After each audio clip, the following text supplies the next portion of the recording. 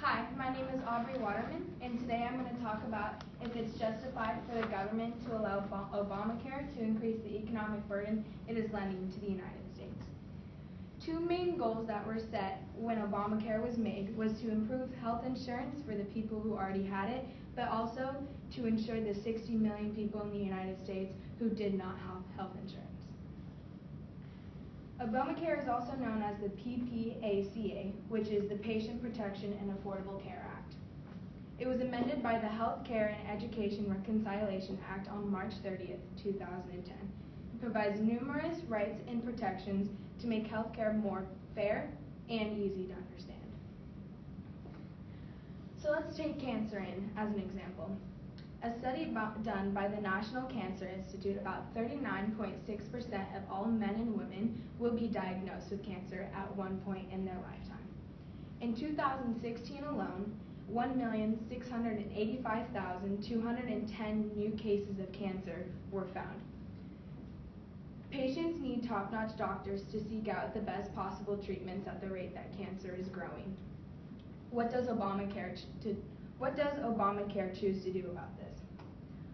Well, Scott Gitlib did an article that states, first, Obamacare is going to block the ability of patients to seek out the specialist doctors who are most likely to prescribe these cutting-edge treatments. So the big concept is Obamacare is either not willing to or not able to pay for the treatments that these patients deserve. So, due to this, the economy, ever since Obamacare was signed, the economy has plummeted.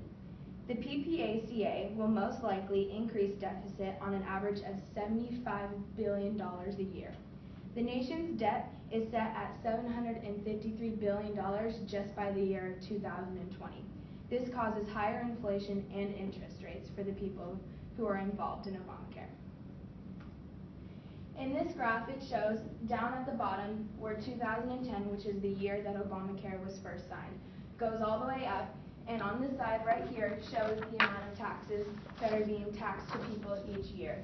The total annual cost of Obamacare taxes from 2009 to 2019 is about $502 billion.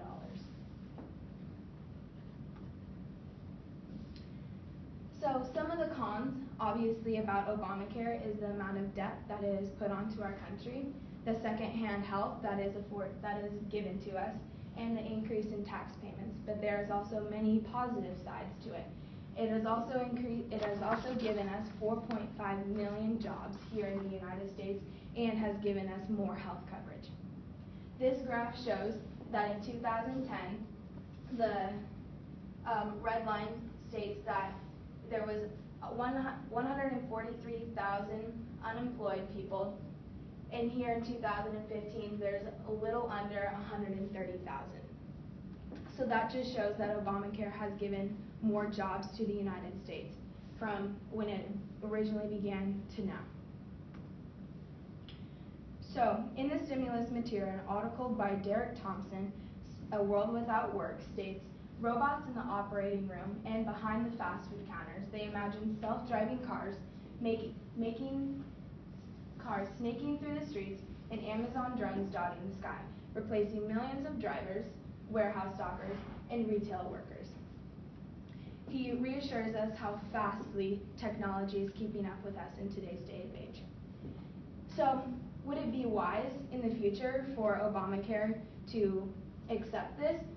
So, let's think if someone has to get surgery, it's going to cost a lot of money for them to get the surgery because they have to pay for the doctors that are in the room. So if Obamacare allowed robots to be made to be in the operating room with one doctor overshadowing, it would save thousands of dollars for the patient and Obamacare and their taxes. So just a couple weeks ago, Donald Trump has stated that he is going to not completely take out Obamacare, but he wants to make a few changes. He wants to maintain the protection for people with the pre-existing conditions that they have, also ensures to charge higher premiums to individuals whose coverage has lapsed, and to keep in place the so-called Cadillac tax on employers who provide generous health insurance plans. Some solutions that can be made from this is to tax the healthy, so tax the people that are in the higher class, instead of taxing the people who may not make as much money per year, around $20,000 to $30,000 a year, who also have to support the people of their family. The people in the higher class have made it shown that they're able to afford money for themselves, for their family, and for other things. By taxing the wealthy, it will create $544 billion within a 10-year plan. Another way is to penalize those who don't offer health insurance. This includes businesses who don't offer their employers the health insurance that they deserve. With over a 10-year plan, this will create $163 billion. Lastly, we have the ethics board. This fines companies who fail to give full coverage and also help offer support between the people and the law. So finally, going back to my main question, I believe that Obamacare should be stopped to a point where it should not have gotten this far, that our country has gotten into so much debt. And that is my presentation. Thank you.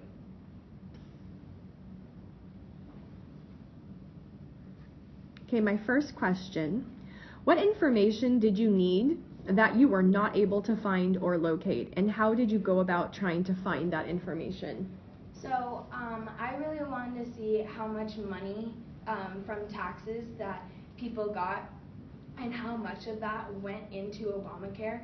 So by going into that, I used Google Scholar and used resources that I trusted and stayed away from articles, and actually went for the statistics side to get that specific information that I needed. Thank you. And second, explain the level of certainty you have about your conclusion, solution, or recommendation. I am very confident in the conclusion that I have made because obviously I stated that the wealthy can take care of more than just themselves and their family. So in order of doing that, it will help create more money, but also to punish the people and the companies who have not given health insurance to the people who work for them, who actually deserve this health coverage that have not been